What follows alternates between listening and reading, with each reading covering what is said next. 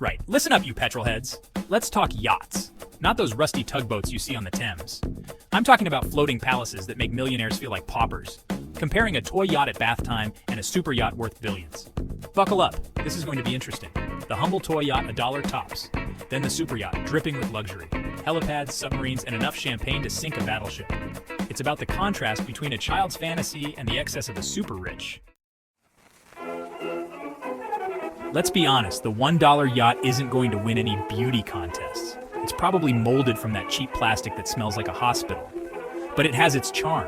Maybe it's bright yellow, the kind of color that screams, "Look at me." Or perhaps it's a classic red and white, a miniature Titanic waiting to be launched in the porcelain ocean of your bathtub. The sails, if it has any, are probably paper thin, held together by wishful thinking and a prayer.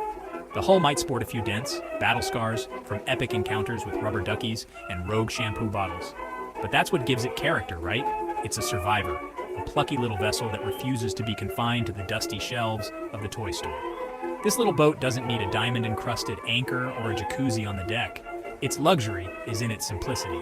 It's a blank canvas for a child's imagination, a portal to a world of pirates and mermaids where the bathwater stretches as far as the eye can see.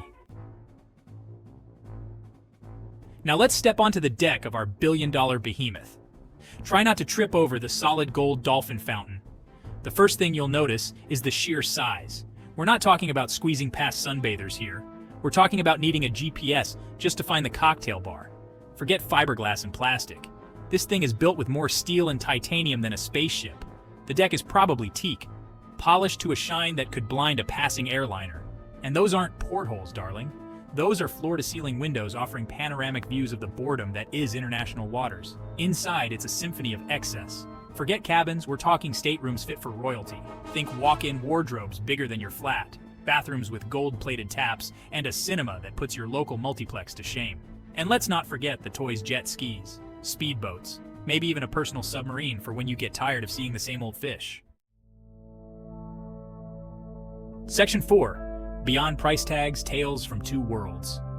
But it's not just about the toys, is it? The $1 yacht might be launched with a joyous splash in a bathtub, piloted by a captain still in their pajamas. The most expensive liquid on board is bubble bath, and the biggest threat is a rogue bar of soap. It's pure, unadulterated fun. The super yacht, however, tells a different story. Imagine the owner, a tanned and Botoxed billionaire, probably called something like Reginald or Alistair. He's sipping champagne on the upper deck, surrounded by people who pretend to like him. He's got it all, but does he look happy?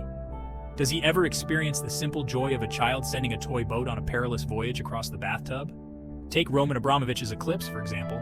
It's longer than Buckingham Palace, with 2 helipads, a missile defense system, and even its own mini-submarine.